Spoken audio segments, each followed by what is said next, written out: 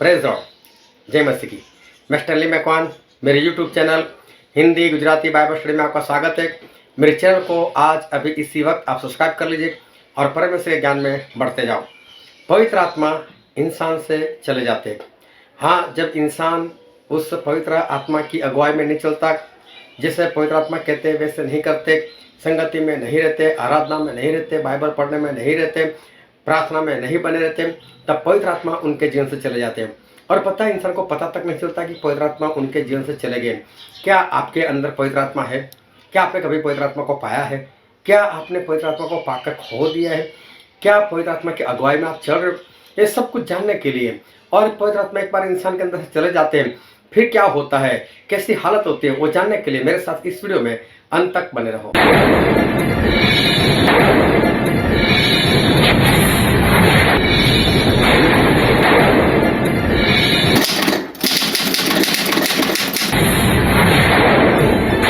Hallelujah. आओ परमेश्वर के वचन की ओर चले और बाइबल से यूहन्ना रचित सुसमाचार उसका 7वां अध्याय और 37 से लेकर 44 वचन तक। पर्व के अंतिम दिन, जो मुख्य दिन है, यीशु खड़ा हुआ और पुकार कर कहा, यदि कोई प्यासा हो तो मेरे पास आए और पिए। जो मुझ पर विश्वास करेगा, जैसा पवित्र शास्त्र में आया है, उसके हृदय में से जीवन के जल की नदियां बहने लगेगी। उसने यह वचन पवित्र आत्मा के विषय में कहा, जिसे उस पर विश्वास करने वाले पाने पर थे, क्योंकि आत्मा अब तक न उतरा था, क्योंकि यीशु अब तक अपनी महिमा को न पहुंचा था। तब भीड़ में से किसी ने ये बातें सुनकर कहा, सचमुच यही वह भविष्यवक्ता है। दूसरों ने कहा, यह मसीह है। परंतु कुछ ने कहा, क्यों? क्या मसीह गलील से आएगा? क्या पवित्र शास्त्र में यह नहीं आया कि मसीह दाऊद के वंश से और बैतलहम गांव से आएगा, जहां दाऊद रहता था? परमेश्वर पिता का वचन हमारे लिए बहुत ही आशीषित है, और परमेश्वर पिता का वचन सच्चा है। और बाइबल में लिखा है, यदि तू सच्चाई को जानेगा तो सच्चाई तुझे आज़ाद करेगी। बहुत ध्यान से आज परमेश्वर के वचन को सुनना, समझना, उसको ग्रहण करना, उसके अनुसार चलना, ताकि परमेश्वर के राज के वारिस बन जाओ। एक बार प्रभु यीशु अपने चेलों के साथ वो कहीं पर जा रहे थे, लेकिन रास्ते में जो सामरिया था वो पड़ता था, और प्रभु यीशु को सामरिया से होकर गुजरना पड़ा। सामरिया के जो लोग थे, उनके साथ इज़राइल के लोग कोई संबंध नहीं रखते थे, क्योंकि उन लोगों के बीच में कुछ घटना हो गई थी, और इस कारण वो दोनों एक दूसरे के साथ बातचीत नहीं करते थे। लेकिन प्रभु यीशु तो सभी से प्यार करते, इसलिए वो सामरिया से होकर निकले, और वहाँ पर एक जगह थी जिसका नाम था सुखार, और वहाँ पर याकूब ने कुआं खुदवाया था, जो इसहाक के बेटे थे, जिनका नाम इज़राइल रखा गया था। वो कुआं अभी भी वहाँ पर काम कर रहा था, और अभी भी उसमें से पानी निकल रहा था, और सामरिया के लोग वहाँ पर पानी भरने के लिए आते थे। दोपहर का वक्त था, और प्रभु यीशु वहाँ पर कुएं पर बैठ गए, और बैठकर अपने चेलों से बोला, देखो मैं थक चुका हूँ और मुझे भूख भी बहुत लगी है। आप लोग ऐसा करो कि यहाँ से शहर में जाओ और मेरे लिए खाना मोल लेकर आओ। अभी जो चेले थे वो शहर में चले गए, प्रभु यीशु अकेले वहाँ पर बैठे थे कुएं के पास। और तभी एक वहाँ पर स्त्री आई, जिसका नाम बाइबल में नहीं लिखा, लेकिन उस स्त्री को हम बाइबल में सामरी स्त्री के नाम से जानते हैं। अब ये स्त्री वहाँ पर आई, और जब वो स्त्री वहाँ पर पानी भरने के लिए आई, दोपहर के वक्त जब कड़ी धूप थी, तो प्रभु यीशु ने उस स्त्री से ऐसा कहा, हे स्त्री, मुझे पानी पिला। तो स्त्री ने प्रभु यीशु को देखा, बोले, तू तो यहूदी है, तू तो इज़राइल का है, मेरे पास क्यों पानी मांगता है? क्योंकि हम आपस में एक दूसरे के साथ रिश्ता नहीं रखते, हमारी तो अनबन चल रही है, और बोला तू मेरे पास पानी क्यों मांगता है? तो प्रभु यीशु ने उससे कहा, ए स्त्री, अगर तू परमेश्वर के वरदानों को जानती और तू मुझे जानती, जो तेरे साथ बात कर कर ये कह रहा है कि मुझे पानी पिला, अगर तू मुझे जानती तो बोले तू मेरे पास पानी मांगती और मैं तुझे जीवन जल देता। यूहन्ना 4 में सारी बातें लिखी हुई है। तो प्रभु यीशु ने ऐसा बोला कि स्त्री, अगर तू परमेश्वर के वरदानों को जानती और मुझे भी जानती कि मैं कौन हूँ, तो वह तू मेरे पास मांगती और मैं तुझे जीवन जल देता। अभी देखो, ये सिर्फ पानी की बात है। एक आम सा पानी जो याकूब के कुएं में है, वो उस पानी की बात चल रही थी, और प्रभु यीशु ने कुएं के पानी को हटाकर अब एक और पानी की बात की। और उस पानी का नाम दिया प्रभु उसने जीवन जल। अगर तू मुझे जानती तो मेरे पास मांगती और मैं तुझे जीवन जल देता। अब इस स्त्री को सवाल होना चाहिए, जीवन जल प्रभु? ये याकूब के कुएं का पानी सुना है और भी कुएं का पानी सुना है, ये जीवन जल क्या होता है? लेकिन जैसे जिसकी निगाह है, जैसे जिसके ख्याल और जैसे जिसकी ज़रूरत, उसको वही दिखाई देता है। बस इसकी ज़रूरत क्या थी? पानी। इसे उसके दिमाग में जीवन जल नहीं आता है, सिर्फ जल आता है। बोले तू याकूब से बड़ा है? याकूब ने कहा बरसों पहले कुआं बनवाया, आज भी पानी निकल रहा है, आज भी लोग उसमें से पानी पीता है। और तेरे पास ना तो रस्सी है, तेरे पास ना बाल्टी है, तू कैसे पानी निकालेगा? कैसे मुझे पिलाएगा? कैसे देगा तू पानी? क्या तू याकूब से बड़ा है? तो प्रभु ने बोला कि स्त्री, अगर ये याकूब के कुएं का पानी कोई पिएगा उसको फिर से प्यास लगेगी, लेकिन मैं जो जीवन जल की बात कर रहा हूँ, अगर वो कोई पी ले तो पहले तो उसको प्यास नहीं लगेगी, दूसरी बात वो पानी पीने के बाद वो पानी उसके पेट में से नदी बनकर बह निकलेगा। अभी देखो, कभी नदी पेट में से बहती है? होता ही नहीं ऐसा। और अगर कोई ऐसी बात करे तो लोग उसको पागल बोलेंगे। ये जो स्त्री है ना, उसकी निगाह कहाँ पर रुकी हुई है? पानी की ओर, बस पानी मिल जाए, पानी मिल जाए। उसको ये भी नहीं समझ में आ रहा है कि पेट से कैसे नदी निकलेगी, और अगर पेट से नदी निकलेगी तो मैं कपड़े कैसे पहनूंगी, और मेरे अंदर से पानी निकलता रहेगा तो मैं तो किस तरह जीवन जीऊँगी? मेरे घर में पानी पानी हो जाएगा। लेकिन इसकी ज़रूरत पानी है ना, तो क्या सोच रही? और प्रभु फिर मुझे दे दो ना, यहाँ तक भरने को ना आना पड़े। उसको तो ऐसा लगा अच्छा है पानी निकला करे मेरे अंदर से। सोच नहीं रहे अगर ऐसा हो तो क्या मुसीबतें आ सकती है। प्रभु आत्मा की बात कर रहे और इस संसार की बातें सोचकर बस खुश हो गए। हाँ प्रभु दे दो ना पानी। प्रभु से बोलता ठीक है दे दूंगा पानी, जा तेरे पति को बुला कर लेकर आ। अब स्त्री चौंक गई, 5 को तो डाइवोर्स दे चुकी हूँ, 6वें के साथ शादी तो की नहीं। अब इसको पति बोलूँ या ना बोलूँ? अगर उसको लेकर आओ और बोले सर्टिफिकेट दिखा तो, वो तो है नहीं। बोले करूँ तो क्या करूँ? बोले प्रभु मेरे पास कोई पति नहीं है। यीशु बोले ठीक है, सच्ची बात कही तूने, क्योंकि 5 जो पति थे उसको तो छोड़ दिए तूने, तलाक का सर्टिफिकेट ले लिया, और 6वें के साथ तलाक लेना नहीं है, कभी भी निकाल देना है उसको, और इसलिए तू उसको ऐसे ही लेकर आकर बैठ गई। अभी स्त्री की पहली बार आंखें खुल गई। बोले ये आज ही मिला है, कुएं पर और कोई था नहीं, ये पहली बार यहाँ पर आया हुआ है। इसको बताया कि इसने कि मेरे जीवन में 5 पति थे और 6वें के साथ मैं ऐसे रह रही हूँ, इसको कैसे पता?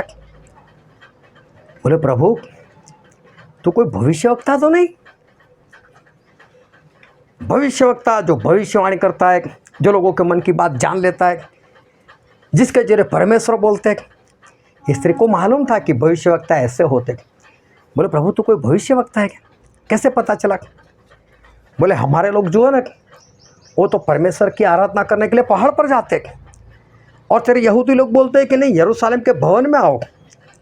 तो बोले कहाँ जाना चाहिए? अभी देखो ये भी पानी भूल गई, अभी परमेश्वर के साथ परमेश्वर वाली बातें करने लग गई। प्रभु से ने बोला देख, ना पहाड़ पर जाने की ज़रूरत है, ना यरूशलेम के भवन में जाने की ज़रूरत है, लेकिन परमेश्वर को ऐसे आराधना करने वाले चाहिए जो सच्चाई से और आत्मा से करते हो, वो फिर कहीं पर भी करे। और परमेश्वर ऐसे आराधक को, ऐसे आराधना करने वाले को खोज रहे, ढूंढ रहे। फिर ऐसी बातें करती कि प्रभु मैंने ऐसा सुना है मसीह आने वाला है। और तब प्रभु से ने बोला तेरे साथ जो बात कर रहा है ना वो वही है, मतलब मैं ही मसीह हूँ। और स्त्री बहुत खुश हो गई, अपना घड़ा वहाँ पर फेंका, भागी शहर में, और बहुत लोगों को इकट्ठा किया। घर जा जाकर लोगों को इकट्ठा किया, जल्दी चलो याकूब के कुएं के पास चलो, वहाँ पर एक इंसान मिला है मुझे, देखो ना कहीं वो मसीह तो नहीं है। ये नहीं बोल रहे कि मुझे अनुभव हो गया वो मसीह है, लेकिन लोगों को बोल रहे हैं आकर देखो तो सही, कहीं वो मसीह तो नहीं है। अभी ध्यान से समझना कि परमेश्वर क्या सिखाने के लिए जा रहे हैं। ये स्त्री एक ऐसी स्त्री है जो व्यभिचारिणी हम कह सकते हैं। 5 पति कर चुकी थी, छठवें के साथ ऐसे ही रहती थी। इसका मतलब, और ये भी आज से कम 2000 साल पहले की बात। अभी समझो कि आज भी ऐसी स्त्री मिलना मुश्किल है जो 5-5 पति कर चुकी हो, तलाक ले चुकी हो और छठवें के साथ बिंदास से रहती हो। आज भी मिलना मुश्किल है। 2000 साल पहले ऐसी स्त्री कैसे हो गई? और ऐसी स्त्री थी और बिंदास से रहती थी। लेकिन ये स्त्री याकूब के बारे में जानती थी। याकूब मतलब इज़राइल। और वो बोलती, हमारा पूर्वज याकूब, हमारे पिता याकूब। मैं उसको ये मालूम था कि मैं इज़राइल की हूँ, मैं जीवित परमेश्वर को मानने वाली स्त्री हूँ। इतना तो ये भी जानती थी। इतना ही नहीं, जब प्रभु ने उसको बोला कि हाँ तेरे 5 पति थे, छठवें के साथ तो ऐसे ही रहती है, तो कोई भविष्यवक्ता मालूम पड़ता है। मतलब उसको ये भी मालूम है कि भविष्यवक्ता होते हैं, परमेश्वर उसके साथ बातचीत करते हैं और भविष्यवक्ता हमारे अंदर की बात बता देते हैं। इसको कैसे मालूम? इसका मतलब नया नियम तो उस वक्त नहीं लिखा गया था, अभी नया नियम अस्तित्व में नहीं आया था, लेकिन पुराना नियम उसने पूरा पढ़ा होगा। उत्पत्ति से लेकर मालाकी तक उसने पूरा पढ़ा होगा। सिर्फ पढ़ने के खातिर नहीं, समझ कर पढ़ा था उसने। सारे भविष्यवक्ता के बारे में अच्छे से जाना होगा, तभी तो उसको पता चला भविष्यवक्ता ऐसे होते, वो तो बातें बता देते। फिर एक बात और बोलती है, हम कहाँ पर जाए भक्ति करने के लिए? पहाड़ के ऊपर, या तो वहाँ पर परमेश्वर के भवन में जाए। इसका मतलब इसको परंपरा भी मालूम है। हमारे लोग कौन सी परंपरा में जीवन जीते और इज़राइल के लोग, यहूदी लोग कौन सी परंपरा में जीवन जीते, दोनों मालूम था इसको।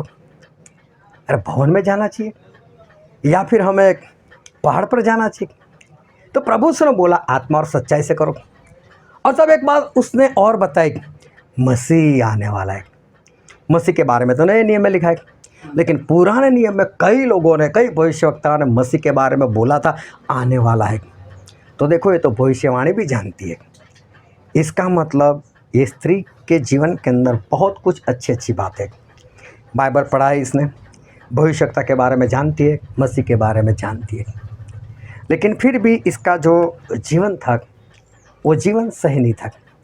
और बाइबल में एक वचन पढ़ते हैं, यूहन्ना उसका 4 अध्याय और उसका वचन 10।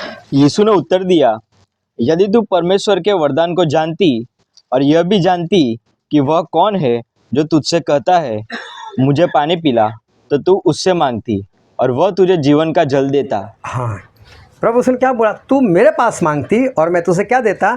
जीवन जल। अभी जीवन जल क्या है? फिर इसे नहीं मांगा कभी, प्रभु वो जीवन जल की बात करे तो अभी तो लाओ। इससे नहीं मांगा, उसको मिल गया सही, लेकिन उसने मांगा नहीं। अब ये जीवन जल सही में था क्या? और आज वचन हमने कौन सा पढ़ा था? यूहन्ना उसका 7वां अध्याय और 37 से लेकर 44 तक पढ़ा। तो देखो वहाँ पर 37 एक बार फिर पढ़ो, 37 और 38 और 39। पर्व के अंतिम दिन, जो मुख्य दिन है, यीशु खड़ा हुआ और पुकार कर कहा, यदि कोई प्यासा हो तो मेरे पास आए और पिए। जो मुझ पर विश्वास करेगा, जैसा पवित्र शास्त्र में आया है, उसके हृदय में से जीवन जल के नदियां बह निकलेगी। हालेलुया। देखो यहाँ पर प्रभु से ऐसा बोला, जो कोई प्यासा है मेरे पास आकर पिए, और जो कोई पिएगा उसके हृदय से क्या निकलेगा? जीवन जल। मतलब जो पिएगा वो निकलेगा। तो पीना क्या था? जीवन जल पीना था। लेकिन जीवन जल था क्या? आगे पढ़ो 39 वचन। पवित्र आत्मा के विषय में कहा। हाँ, ये जीवन जल क्या है? पवित्र आत्मा। हालेलुया। जीवन जल क्या है? ध्यान से समझ, जीवन जल क्या है? पवित्र आत्मा। इसका मतलब प्रभु यीशु इस स्त्री के साथ जो बात कर रहे थे, वो किसी पानी की बात नहीं कर रहे थे, लेकिन किसकी बात कर रहे थे? पवित्र आत्मा की बात। हालेलुया। प्रभु यीशु ने स्त्री को ये सिखाया कि स्त्री 5 पति की भी ज़रूरत नहीं है, छठवें की भी ज़रूरत नहीं है। तुझे शांति नहीं मिलेगी, तुझे आनंद नहीं मिलेगा। तू दोपहर में क्यों पानी भरने के लिए आते? क्योंकि सब तुझे जानते कि तू व्यभिचारी नहीं है। सभी के साथ तो तू आ नहीं सकती, क्योंकि तेरे साथ खड़ा कौन रहेगा? तू तो बदनाम है। स्त्री, तुझे क्या चाहिए मालूम है? ये याकूब के कुएं का पानी नहीं, तुझे जीवन जल मतलब पवित्र आत्मा की ज़रूरत है। हालेलुया। स्त्री की ज़रूरत क्या थी? पवित्र आत्मा की ज़रूरत है। पवित्र आत्मा एक बार आ जाए फिर किसी पति को पत्नी नहीं चाहिए। पवित्र आत्मा मिल जाए फिर किसी पत्नी को पति भी नहीं चाहिए। वो पवित्र आत्मा में फिर खो जाते हैं और मस्त हो जाते हैं। तो पवित्र आत्मा मतलब कि जीवन जल। हालेलुया। तो जीवन जल का मतलब होता है पवित्र आत्मा। और प्रभु उस स्त्री को ये कहना चाहते थे कि तुझे पानी की नहीं, तुझे पवित्र आत्मा की सख्त ज़रूरत है। शाऊल, जिसके बारे में हमने थोड़ी देर पहले बात की, राजा बन गए थे, लेकिन उसके बाप के गधे खो गए थे, तब वो राजा नहीं बने थे। उसके बाप ने ऐसा बोला कि शाऊल एक नौकर को लेकर जाओ और जाकर गधा ढूंढ कर लेकर आओ। अभी शाऊल जो थे वो गधा ढूंढने के लिए निकले और मालूम है, समझ लो अभी अंकलेश्वर में कोई है और किसी के गधे खो गए और किसी को बोले भाई साहब हमारे गधे खो गए, जा जल्दी लेकर आ। अभी वो अंकलेश्वर क्रॉस करते और भरूच चला जाए ढूंढने के लिए, और भरूच में भी उसको ना मिले, और फिर आगे पालेज चला जाए, पालेज में भी ना मिले और वडोदरा में आकर ढूंढे, और वडोदरा में किसी को पता चले गधा ढूंढते ढूंढते वडोदरा आया अंकलेश्वर, तो क्या बोलेगा, पागल है। गधे इतने दूर नहीं आते। मैं तो फिर भी छोटे छोटे शहर की बात की। ये शाऊल तो 4 स्टेट क्रॉस कर कर चला गया था, 4 राज्य। जैसे गुजरात में बोला तो गुजरात से एमपी, एमपी से राजस्थान, राजस्थान से दिल्ली चला गया, जैसे इतने दूर गधे ढूंढने के लिए। इसका मतलब क्या है, इसको गधा ढूंढना भी नहीं आता है। ये बात भी नहीं मालूम इसको कि गधा कहाँ पर मिल सकता है। अंधेरा हो जाता है तो गधा अपने आप घर पर आ जाता है। शाऊल को तो अपने पिता को ऐसा बोला, हाँ पिताजी जाओ, मैं अभी लेकर आया, और वहीं पर बैठना था। नौकर बोलता है शाऊल नहीं जाना है ढूंढने। यार पागल जैसी बातें करता है, अभी अंदर हो जाएगा, गधा जहाँ था वहाँ से आ जाएगा, और गधा खुद आ जाता है। प्रभु से नहीं बोला, बैल गधे वो अपनी जगह जानते हैं, अपने मालिक को पहचानते हैं, और अंधेरा होते ही वापस आ जाते हैं अपनी जगह पर, उनको ढूंढने जाने की ज़रूरत नहीं। लेकिन ये भी ढूंढने के लिए गया। इसका मतलब इसको पता नहीं होता कि गधे इस तरह से नहीं ढूंढे जाते। समझ लो कि ये दिमागी थोड़ा सा कमज़ोर था। लेकिन वहाँ पर परमेश्वर ने एक योजना बनाई थी। वहाँ पर थे परमेश्वर के दास शमूएल। शमूएल को बुलाया, शमूएल कल तेरे पास 2 लोग आएंगे, उसमें से एक शाऊल है।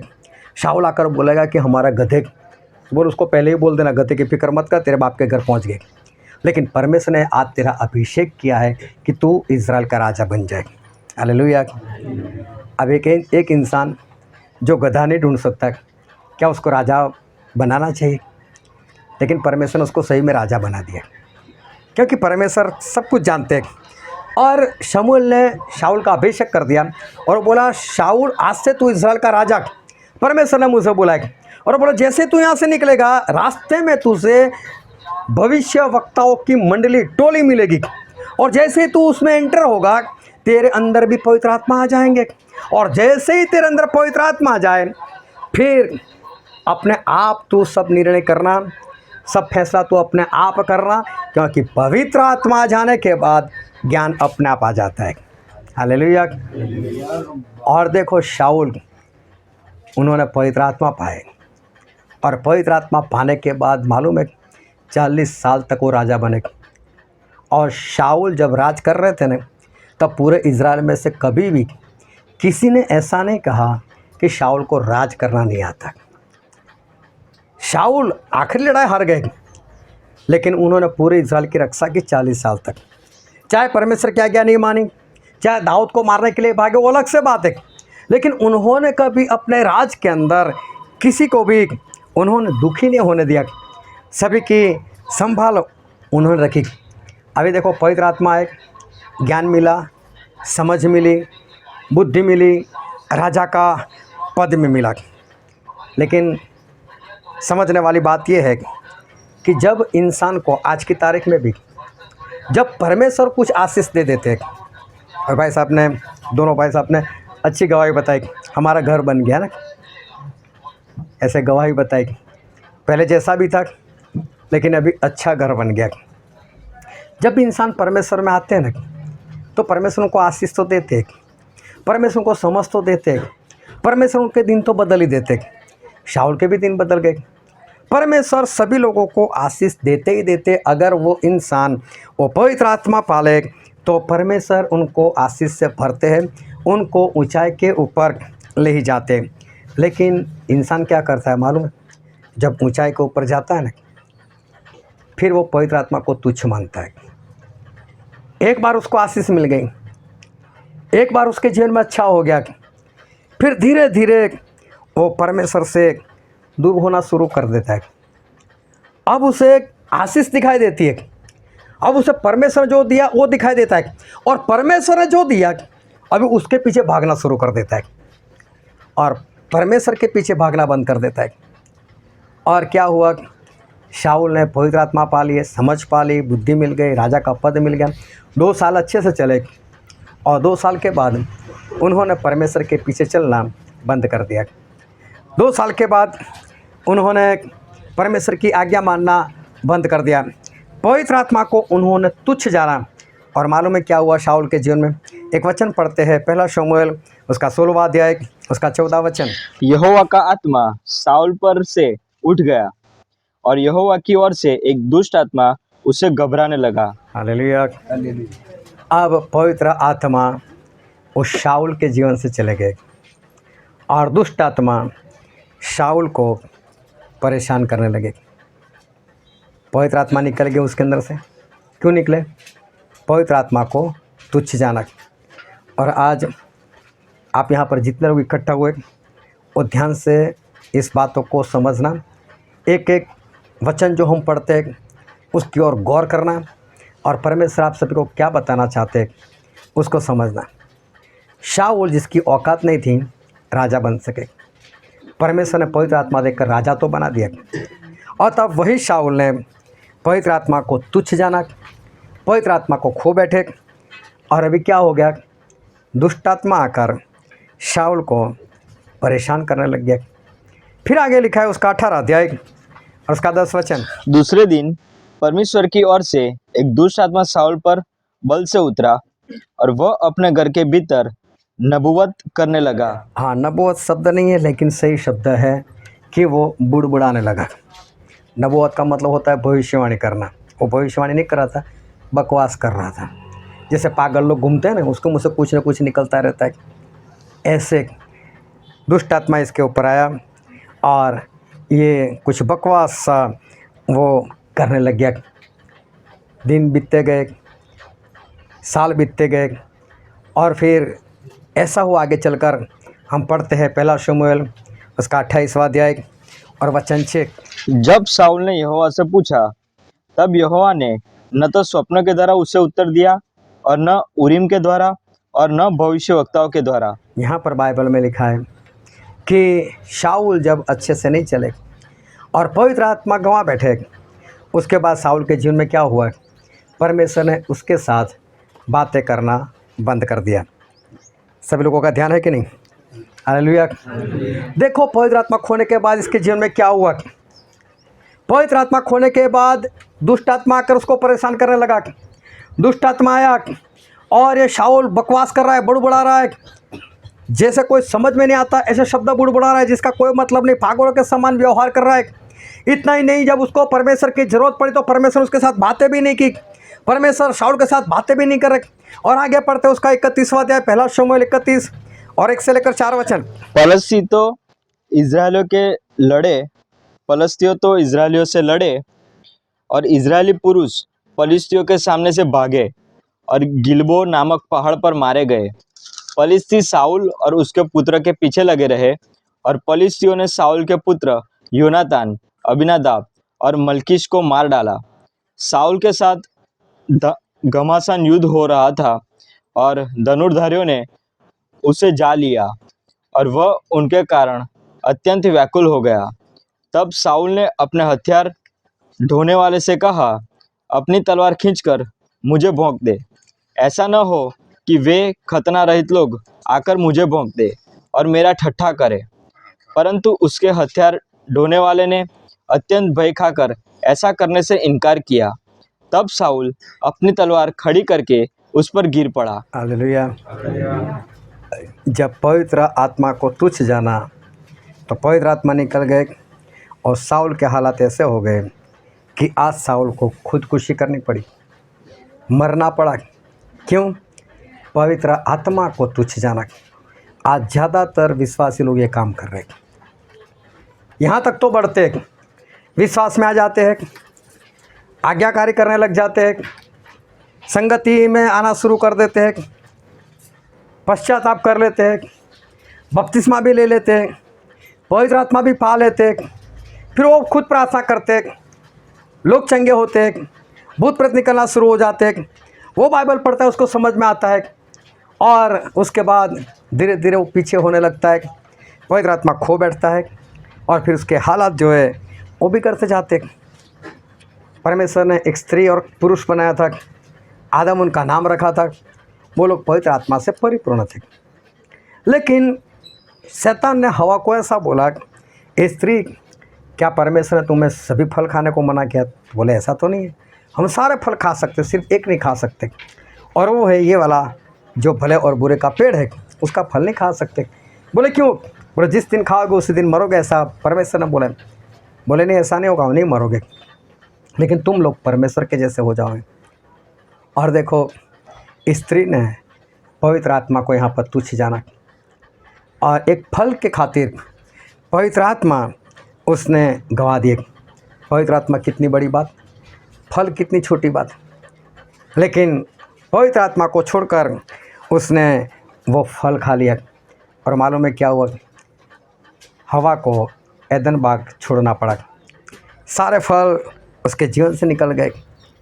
अभी उसके जीवन में दुख आ गया, और परमेश्वर ने बोला अब दुखी होकर दुख से तू बच्चा जनेगी।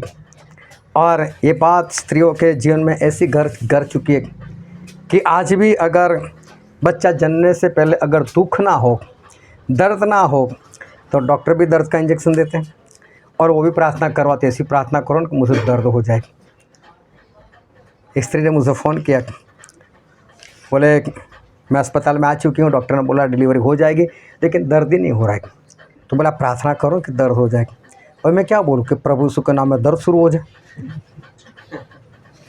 तो मैंने उसको बोला बहन, बच्चा हो जाए बस ऐसी प्रार्थना करो। नहीं, लेकिन बिना दुख कैसे होगा? मैं वो छोड़ो ना, दिमाग क्यों लड़ाते हो? बस इतना सोचो कि बस बच्चा हो जाए। नहीं नहीं, आप प्रार्थना करो ना, दर्द हो जाए, दर्द हो जाए। अभी मैंने प्रार्थना की, लेकिन मुझे मालूम था कि ये प्रार्थना मैं नहीं कर सकता। मैंने ऐसे ही प्रार्थना कर दी। मैंने बोला परमेश्वर इसकी डिलीवरी अच्छे से हो जाएगी। अभी घंटे बाद फिर फ़ोन आया, अभी रोते रोते बोल रहे बहुत दर्द हो रहा है, प्रार्थना करो दर्द ना हो। मैं पहले ही बोल रहा था कि नहीं चाहिए दर्द।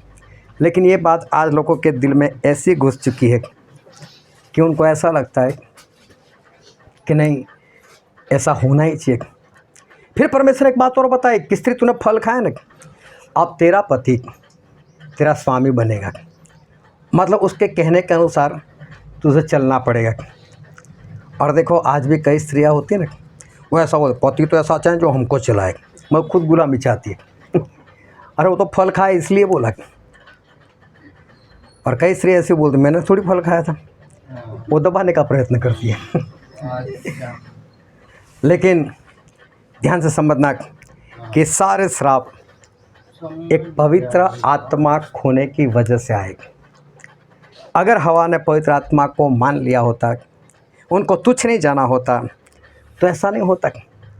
लेकिन यहाँ तक तो इंसान बढ़ जाता है। अनानिया और सफीरा, उन लोगों ने देखो पवित्र आत्मा तक पा लिए, बपतिस्मा लिया, मंडली में आ गए, और कुछ पैसों के खातिर पवित्र आत्मा उन लोगों ने गंवा दिए, पैसों के खातिर। और आखिर में क्या हुआ? मर गए दोनों, बारी बारी से 3 घंटे के अंदर दोनों मर गए। जो पैसे उन लोगों ने जमा किए थे, 1 रुपया उसमें से उन लोगों ने इस्तेमाल नहीं किया, खर्च नहीं किया। उससे पहले उनकी मौत हो गई। लोग पवित्र आत्मा को तुच्छ जानते। एक बहन थी, मैं उसके घर जाता था, उसके घर के हालात काफ़ी बिगड़े हुए थे। उसका लड़का काफ़ी बड़ा हो गया था, लेकिन शादी नहीं हो रही थी। और मैंने उस स्त्री को बोला कि देखो बस आप परमेश्वर में बढ़ते जाओ, शादी तो परमेश्वर करवा देंगे। उसके दिल में भी बात घुस गई, संगति में आने लगी, बढ़ने लगी। उसे विश्वास किया, पश्चाताप किया, बपतिस्मा भी लिया, पवित्र आत्मा भी उसको मिल गए, पवित्र आत्मा के कुछ वरदान भी उसको मिल गए। और एक दिन आकर मुझसे खुशखबरी देने लगी, बस स्टैनली भाई आपने बोला सही हो गया। बोले क्या, बेटे का रिश्ता आ गया, शादी तय हो गई। फिर एक हफ्ते बाद फिर मिली, बोले एक मुसीबत है। मैंने बोला क्या मुसीबत है? बोले हमारे पास पैसा नहीं है, शादी कैसे करें? मैंने बोला कोई बात नहीं, फिक्र मत करो, लेकिन आप ना तो लोन लेना ना तो कर्ज लेना, शादी हो जाएगी। बोले ऐसे कैसे हो जाएगी? मैंने बोला हो जाएगी, बस आप विश्वास करो। और सही में ऐसा हुआ कि उनके रिश्तेदार काफ़ी पैसे वाले थे, किसी ने आकर 20,000 दिए, लो बहन 20,000 ये वापस नहीं करना है आपको, शादी के काम में इस्तेमाल करना। कोई 25,000 देकर गया, कोई 50,000 देकर गया, कोई लाख भी देकर गया। और उसके पास जो ज़रूरत थी उससे ज़्यादा जमा हो गई। और उसने मुझे एक हफ्ते बाद गवाही दी, और स्टैनली भाई आप शादी में आना। बोले पैसे मिल गए, 1 रुपये का कर्जा नहीं, सभी ने सामने से हमको पैसा दिए। यही रिश्तेदार हमारी गरीबी देखकर हमसे दूर भागते थे, लेकिन देखो आज सामने से पैसे आकर देकर गए। फिर मैंने एक चेतावनी और दी, मेरे पास देखो शादी है, एक गरबा मत करना, और दूसरी बात डीजे मत मंगवाना, और डीजे मंगवाओ तो फिल्म के गाने मत उस पर बजवाना। बस स्टैनली भाई अभी तो माहौल तो ऐसा ही है, अभी तो लोगों को यही चाहिए। मैंने बोला देखो आपको पैसों की ज़रूरत थी, परमेश्वर ने पैसे दिए, तो सिर्फ परमेश्वर की महिमा होनी चाहिए, मैं और कुछ नहीं जानता। अब मैं शादी में जाने वाला था, लेकिन मैं इसीलिए गया क्योंकि मुझे पक्का डाउट था कि ये कुछ करेगी गड़बड़ी, और ऐसा ही हुआ। और फिल्म के गाने, वो खुद भी नाचने लगी वहाँ पर। और तभी मेरे साथ कोई था, उसको मैंने बताया, मैं बोला इसके हालत बिगड़ने वाले। और उसके बाद शादी तो हो गई अच्छे से, सब कुछ अच्छा हो गया। उसने मेरा धन्यवाद भी किया कि सब कुछ परमेश्वर ने अच्छा कर दिया, लेकिन मैं अंदर से दुखी था कि तूने अच्छा नहीं किया परमेश्वर के साथ। और क्या हुआ मालूम है, जिन जिन लोगों ने पैसे दिए थे ना, और ये बोल कर दिए थे कि ये आपके पैसे वापस नहीं करने, वो सभी लोग आकर बोलने लगे देखो वो पैसे वापस करना है हमको, पैसे तो चाहिए हमको, अभी कर्जा हो गया, चाहे शादी हो गई लेकिन कर्जा हो गया। टेंशन हो गया उसको, पैसा कैसे दूंगी वापस, और उसको अटैक आ गया। अभी अभी मैं उसको मिल कर आया, उसका ऑपरेशन भी हो गया। देखो कहाँ से कहाँ हालत चलेगी, क्यों? एक पवित्र आत्मा को तुच्छ जाना। इंसान बढ़ता तो है, पवित्र आत्मा तक तो बिंदास बढ़ता है, तब तक तो भागता है, पवित्र आत्मा पा लेता है, लेकिन उसके बाद वो सही से नहीं चल पाता, पवित्र आत्मा को खो देता है संसार के लिए। जिस बेटे की शादी की उसका भी तलाक हो गया, सारे पैसे जो थे वो भी चले गए। लेकिन मालूम है प्रभु से क्या कहते हैं? प्रभु से एक बात हमको बताते हैं, और बाइबल में पढ़ते हैं मत्ती रचित सुसमाचार उसका 11वां अध्याय और 29 वचन। मेरा जुआ अपने ऊपर उठा लो और मुझसे सीखो, क्योंकि मैं नम्र और मन से दीन हूँ। हालेलुया। प्रभु से यहाँ पर कहते हैं, क्या कहते, एक बार फिर से पढ़ो। मेरा जुआ अपने ऊपर उठा लो और मुझसे सीखो। क्या बोलते हैं प्रभु से? मुझसे सीखो। हालेलुया। प्रभु से क्या बोलते हैं? मुझसे सीखो। इस बात को ध्यान में रखना, प्रभु ने ऐसा बोला मुझसे सीखो। किससे सीखना है? प्रभु से सीखना है। प्रभु से बोलते हैं कि मुझसे सीखो, मुझसे सीखो। क्या सिखाते प्रभु यीशु? आज प्रभु यीशु अपने लोगों को, अपने विश्वासी लोगों को क्या सिखाते? प्रभु यीशु सिखाते कि अंगूर की बेल मैं हूँ और तुम मेरी दाखलता हो, और जो दाखलता वो फल नहीं देती उसको मैं काट देता हूँ, और जो फल देती है वो ज़्यादा फल लाए इसके लिए मैं उसको छांटता हूँ, उसको मैं और शुद्ध करता हूँ। ये प्रभु से सिखाया कि मैं दाख की बारी हूँ, बेल हूँ, और तुम लोग दाखलता हो। हालेलुया। ये बात प्रभु ने सिखाई ना। फिर प्रभु सिखाते सिखाते क्या बोला? यूहन्ना उसका 15 अध्याय उसका 5 वचन पढ़ो तो। मैं दाखलता हूँ, तुम डालियाँ हो। जो मुझ में बना रहता है और मैं उसमें, वह बहुत फल फलाता है, क्योंकि मुझसे अलग होकर तुम कुछ भी नहीं कर सकते। क्या लिखा है? मुझसे अलग होकर तुम कुछ भी नहीं कर सकते। हालेलुया। क्या बोल रहे परमेश्वर? मुझसे अलग होकर, मतलब मुझसे जुदा होकर तुम कुछ नहीं कर सकते। हम जितना भी बढ़ते परमेश्वर में रहकर बढ़ते, परमेश्वर को छोड़ दिया हमारा बढ़ना बंद हो जाएगा। प्रभु यीशु बोलते कि मुझसे अलग रहकर तुम कुछ भी नहीं कर सकते। प्रभु यीशु क्या बोलते, मुझसे सीखो। तो प्रभु यीशु क्या सिखा रहे, मुझसे जुदा होकर तुम कुछ नहीं कर सकते।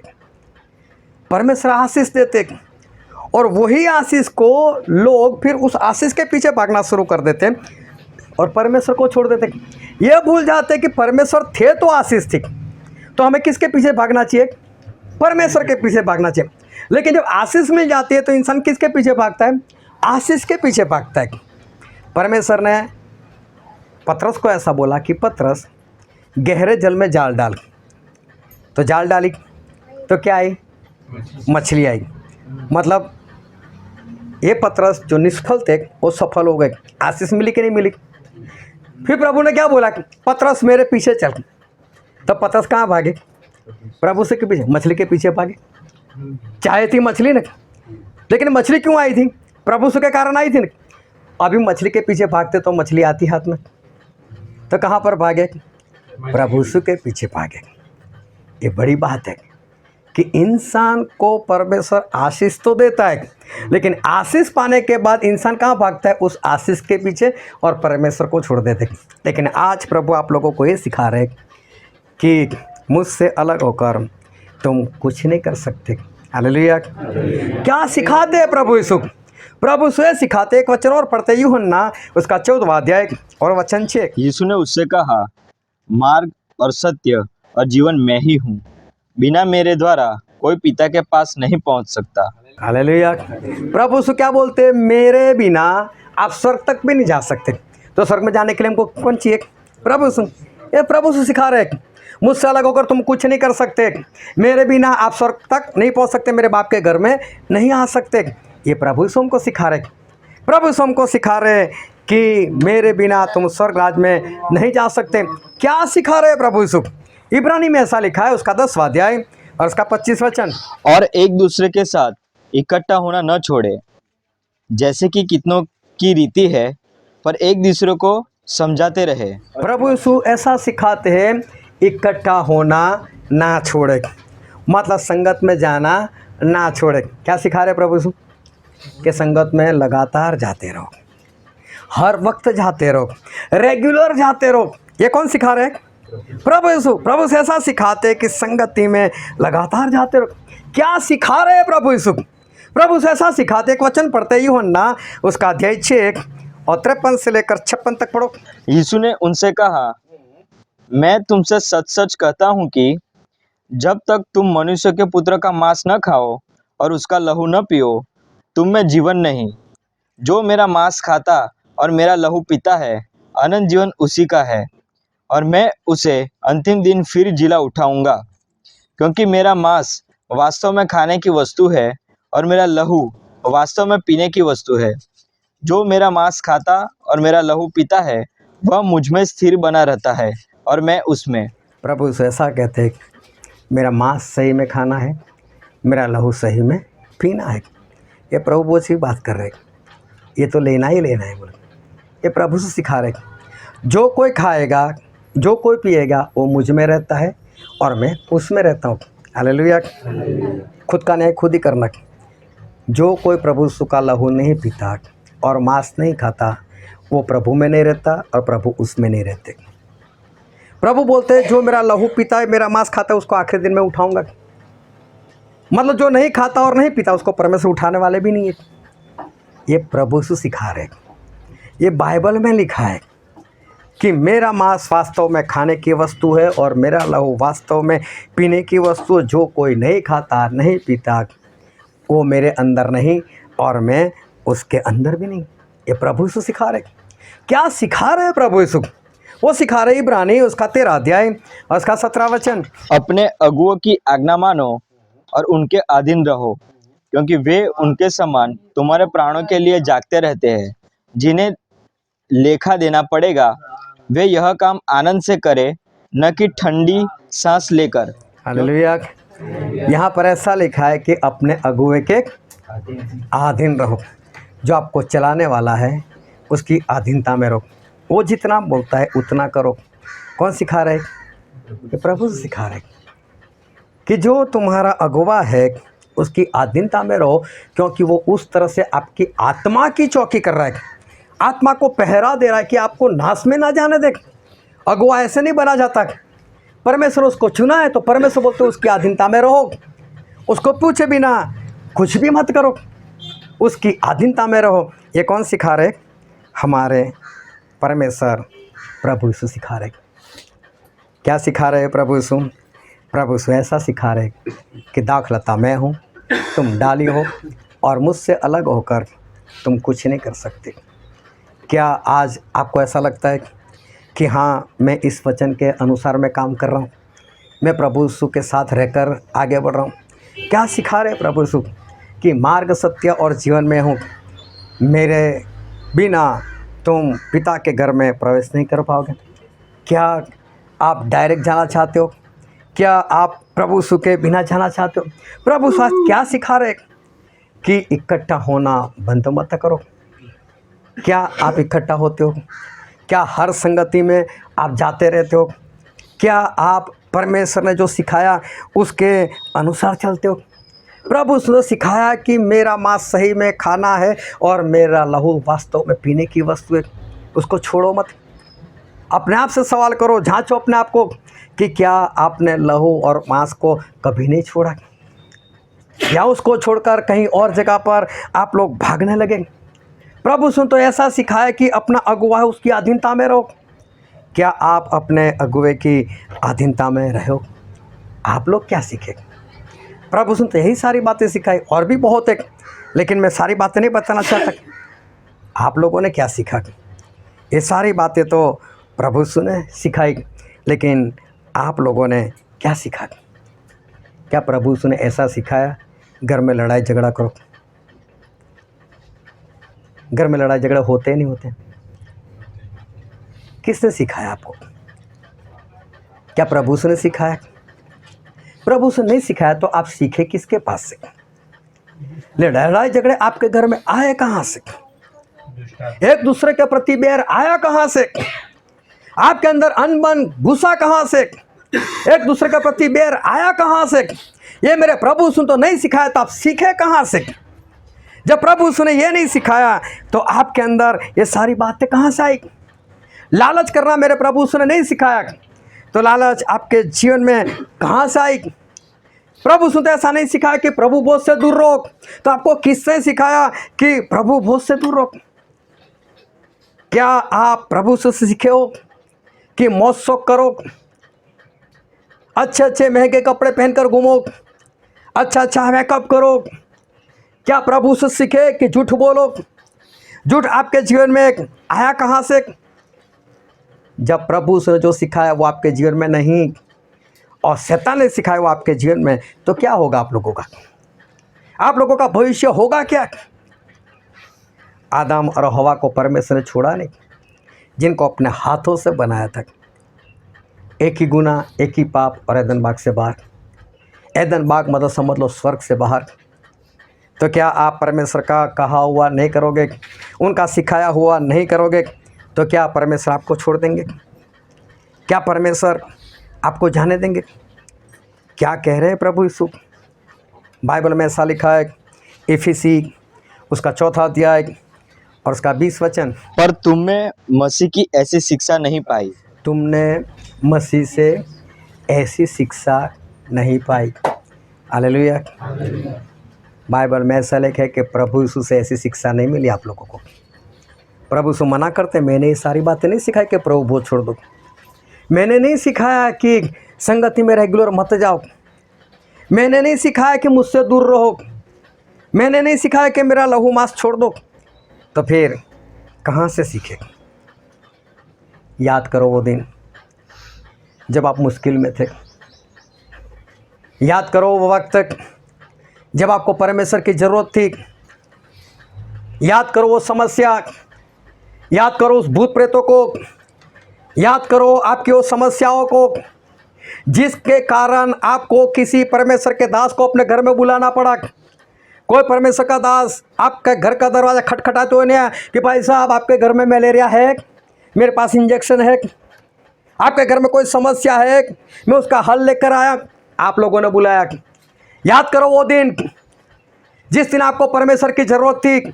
याद करो वो दिन जब आपको परमेश्वर के दास की ज़रूरत थी, आप लोगों ने बुलाया, वो पैसा खर्च कर आया आपके घर में, उन्होंने आपको परमेश्वर के बारे में बताया, उसके जरिए आपके घर में छुटकारा हुआ, आपको शांति मिली, आपको आनंद मिला, आप परमेश्वर से जुड़े, आप संगति में जाने लगे, आप आगे बढ़े, आपने पापों की क्षमा पाई, आपने बपतिस्मा लिया, आपने पवित्र आत्मा पाया। लेकिन क्या हुआ उसके बाद? याद करो वो दिन और याद करो आज का ये वक्त। उस दिन आपके जीवन में कौन सा माहौल था और आज परमेश्वर ने इतनी आशीष दी, आज आप लोग कहां पर हो? आज आपका जीवन वो कैसा है? मुझे मालूम है अंकलेश्वर से मैसेज आता था, होल नाइट में तो मैं आऊंगी, पक्का रहूंगी। आ रहा है याद वो दिन? और आज आशीष मिल गई। आज होल नाइट को याद भी करता है कोई? आज कोई याद करता है कि संडे को मीटिंग होती है? आज कोई याद करता है कि वहाँ पर प्रभु भोज होता है? कहाँ गया वो प्रेम? कहाँ गया वो दिन कि जब परमेश्वर से वाचा बांध कर बैठे थे, नहीं परमेश्वर ने मेरे जीवन में ये काम किया, परमेश्वर ने मेरे जीवन में वो काम किया, मेरे जीवन में ऐसा किया, मेरे जीवन में वैसा किया, अब तो मैं परमेश्वर में बनी रहूंगी, अब तो मैं परमेश्वर में बना रहूंगा, मैं भागता रहूंगा। और हमको तो ऐसा होता है कब संडे आए और मैं भागू। और आज कौन सा दिन है? कहाँ संडे आ गया? संडे से कैसे भागू अभी? आज एक बात कड़वी लगने वाली सभी को, लेकिन मैं सच बोलता हूँ और ध्यान से समझना कि कहाँ गया वो प्रेम। और मालूम है प्रभु से क्या बोल रहे? प्रकाशित वाक्य उसका 2 अध्याय उसका 4 और 5 वचन। यह कहना है कि तूने अपना पहला सा प्रेम छोड़ दिया है, इसलिए स्मरण कर कि तू कहाँ से गिरा है और मन फिरा और पहले के समान काम कर। यदि तू मन न फिराएगा तो मैं तेरे पास आकर तेरी दीवट को उसके स्थान से हटा दूंगा। किसको बोल रहे परमेश्वर? आज मुझे किसके विरोध में? मेरे? किसको बोल रहे परमेश्वर? सभी लोग पढ़ो, एक साथ में पढ़ो। चलो गुजराती वाले गुजराती में पढ़ो, हिंदी वाले हिंदी में पढ़ो, साथ में पढ़ो ये वचन।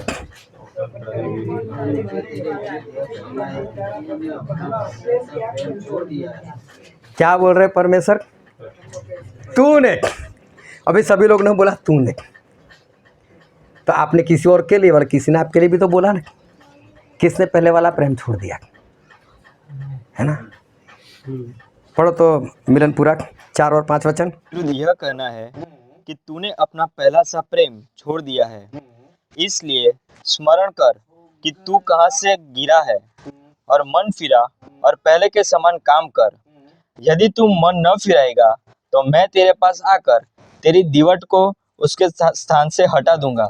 प्रभु उसने बोला तेरी जगह में हटा दूंगा, मतलब स्वर्ग में जो तेरी जगह है उस स्वर्ग से मैं तुझे हटा दूंगा और तुझे नरक में डाल दूंगा। क्या बोलते हैं परमेश्वर? वही पहले वाला प्रेम कर। याद कर वो पहले वाला प्रेम जब आप संगति के लिए भागते थे। आप याद रखते थे कि एक दिन आज शुक्रवार है, आज शनिवार है, आज संडे है, और आप भागते थे।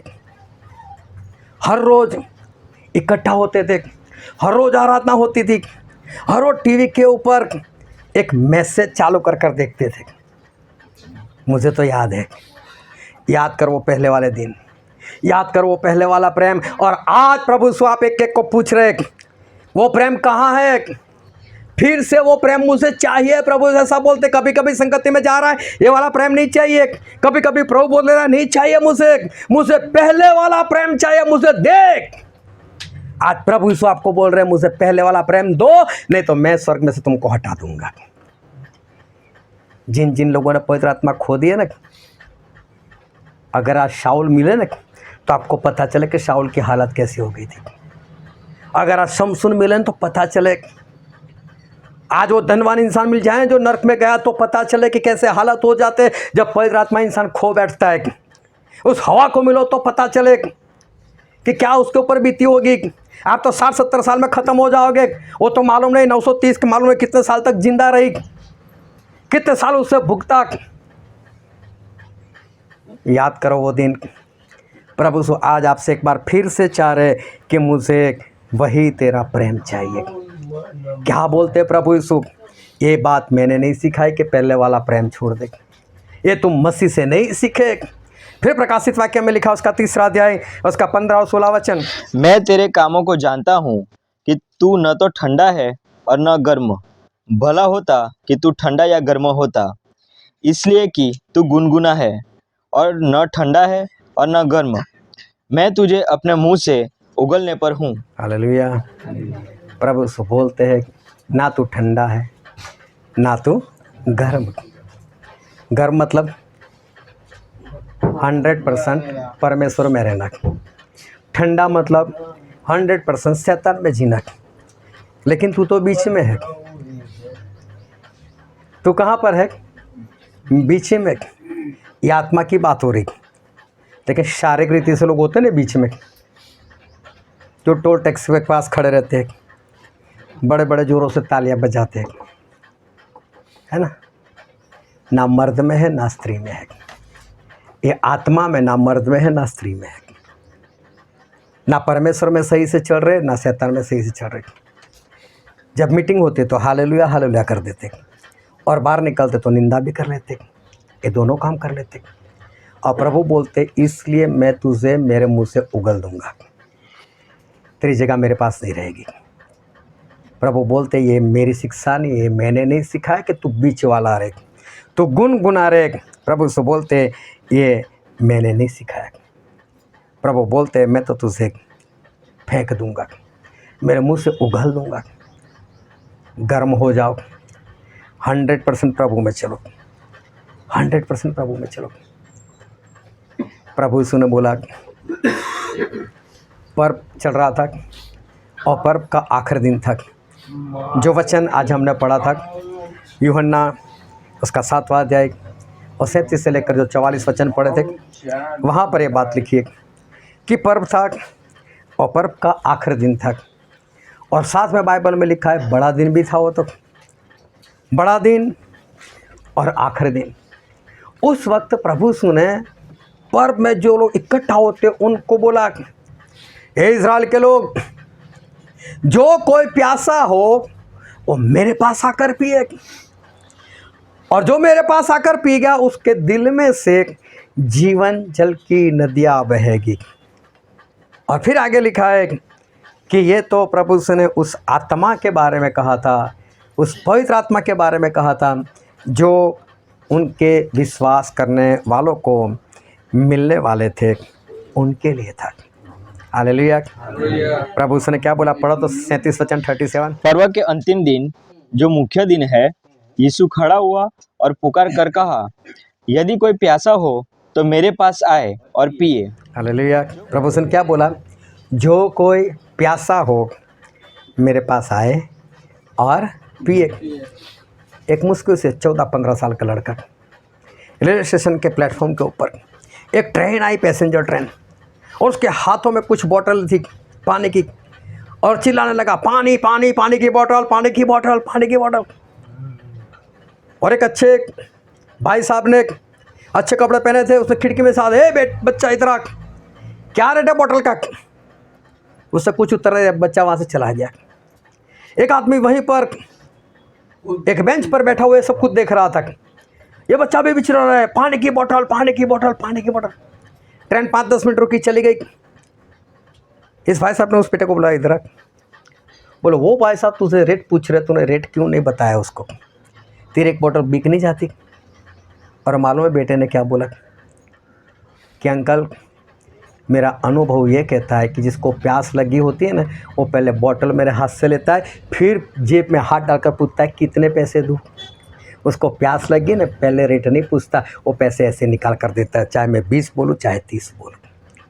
मुझे पता था इसको प्यास नहीं लगी ना, इसलिए रेट पूछ रहा है।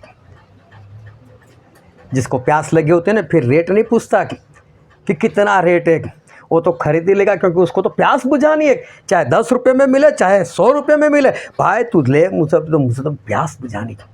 और प्रभु से क्या बोलते हैं, ऐसी प्यास जिसको, जो कोई प्यासा हो वो किसके पास आए, मेरे पास आए। प्रभु से नहीं आने वाला कोई, भाई साहब प्यास लगी दूँ पवित्र आत्मा, नहीं। वो तो खुद बोलते प्यासे हो तो मेरे पास आओ। वो धनवान क्या बोलता है नरक में पड़ा हुआ, ओ अब्राहम पिता, लाजर को भेजो, अपनी उंगली पानी के अंदर डुबो कर एक बूंद मेरी जबान के ऊपर रखें। कितनी प्यास लगी होगी इसको। अब भाग सकता है कहीं पर, वहां पर जाकर भागोगे, वहां पर जाकर चिल्लाओगे, तो यहीं पर भागो ना प्रभु यीशु के पीछे। क्यों घर में बैठे रहते हो, क्यों संगत से दूर रहते हो, क्यों प्रभु बोझ से दूर रहते हो, क्यों अपनी कमाई के पीछे भागते हो। किसने दी कमाई आपको, किसने आइडिया बताया, किसने आपको सिखाया, किसने आपको कमाई करते सिखाया, और किसने इतनी आशीष दी। आज वही आशीषों के पीछे भागते हुए आप मेरे प्रभु को छोड़कर जा रहे हो। लेकिन एक बात मैं आप सभी लोगों को बताना चाहता हूं, आज आप जो कर रहे हो ना, उसका फल कल भुगतना ही पड़ेगा, फल भुगतना ही पड़ेगा। मेरे प्रभु का अपमान मेरे प्रभु सहन नहीं कर पाते, कब तक करोगे। प्रभु मौका देते, प्रभु मौका देते, लेकिन जिस वक्त प्रभु से हट गए ना, उस वक्त भागोगे तो भी नहीं मिलेगा। आज तो प्रभु से बोलते हैं कि जो कोई प्यासा हो और भागे और मेरे पास आए, और मैं उसको जीवन जल, मतलब मैं उसको पवित्र आत्मा मैं उसको दूंगा। आज जैसा जीवन है, अगर वैसे ही जियोगे तो कल अपने आप को आप नरक में पाओगे। आज जैसा जीवन जी रहे हो, आज नहीं पता चलेगा, लेकिन जब पता चल जाएगा तब सही में देर हो गई होगी। 1990 में, 1990 में यहाँ पर कई लोग होंगे जो उस वक्त पैदा नहीं हुए थे। तब मैंने ग्रेजुएशन पूरा किया था, तब मैं बीकॉम हुआ था। जब डिग्री मेरे पास आई तो मेरे पिताजी मुझसे पूछ रहे थे कि अगर मुझे कोई पूछे कि आपके बेटे ने क्या किया तो मैं उसको क्या उत्तर दूं, बेटा मुझे बता तो सही। और मैंने मेरे पापा को बोला कि आपको कोई पूछे नहीं कि आपके बेटे ने क्या किया, तो ऐसा बोलना मेरा बेटा ग्रेजुएट है। मेरे पापा को वो भी नहीं पता था कि इसने जो डिग्री ली उसको क्या कहते हैं। उस ज़माने में मैंने डिग्री ली। आज जितनी कमाई आप लोगों की नहीं है ना, उतनी कमाई मैं आज से 25 साल पहले कर रहा था। मेरी महीने की कमाई 35 से 40 हज़ार उस वक्त थी, आज से 25 साल पहले। मैं पागल नहीं हूँ जो सब कुछ छोड़कर ये प्रचार करने लग गया। मैं पागल नहीं हूँ जो मैंने सब कुछ छोड़कर मैं अभी प्रभु यीशु के पीछे मैं भागने लग गया। मैं पागल नहीं हूँ। आज भी मैं चाहूँ ना तो लात मारकर पैसा कमा सकता हूँ, लेकिन मेरे परमेश्वर ने मुझे उस बात से आज़ाद किया। मुझे बोला बेटा छोड़, सिर्फ मेरा काम कर। उसी परमेश्वर से मैंने कहा था परमेश्वर मुझे मेरा कारोबार दो, और मेरे परमेश्वर ने मुझे कारोबार दिया था। 1 साल चलाया और परमेश्वर बोलते बेटा अभी छोड़ दे, मैंने दिया था ना, अभी मेरे लिए छोड़ दे। अभी मुझे मालूम था कि परमेश्वर के देने से मुझे मिला था, और आज परमेश्वर बोल रहे छोड़ दो। तो फिर परमेश्वर को नहीं मालूम इसकी कमाई कितनी थी, परमेश्वर को नहीं मालूम इसके गुजारे के लिए कितना चाहिए। मैं बोला परमेश्वर मुझे मालूम है आप अपनी जिम्मेदारी अच्छे से निभा सकते हो। आपने बोला मतलब अभी जिम्मेदारी मेरी नहीं, मेरे परिवार को चलाने की जिम्मेदारी आपकी है। मैंने ऐसे ही नहीं छोड़ा, मैंने स्वर्ग को देखा हुआ है। मुझे कोई आत्मा में परमेश्वर स्वर्ग में नहीं लेकर गए। जो बाइबल में लिखा है मैंने उसको मान लिया, हाँ स्वर्ग है। मैंने अपने जीवन में चमत्कार होते हुए देखा है, और इसलिए आज मुझे पूरा विश्वास है कि मेरे परमेश्वर जिंदा है। और इस कारण मैं सब कुछ छोड़ पाया, क्योंकि परमेश्वर ने सारा अनुभव जो है वो करवाया।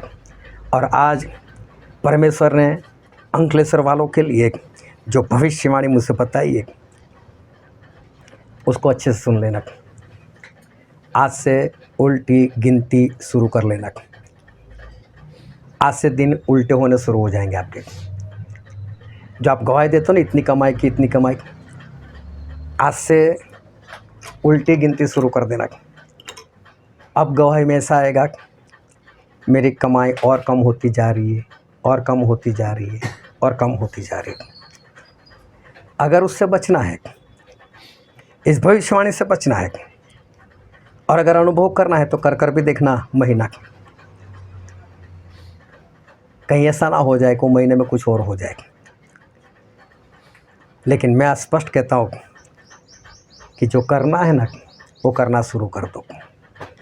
वही पहले वाला प्रेम जो परमेश्वर ने सिखाया हुआ है, बस वही करना शुरू कर दो।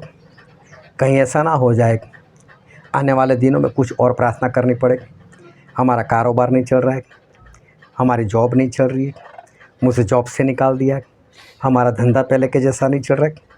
प्रार्थना करो, क्योंकि आज जो चेतावनी मिली है उसके बाद प्रार्थना करवाने से भी कुछ नहीं होने वाला। इस चेतावनी को ध्यान में रखना।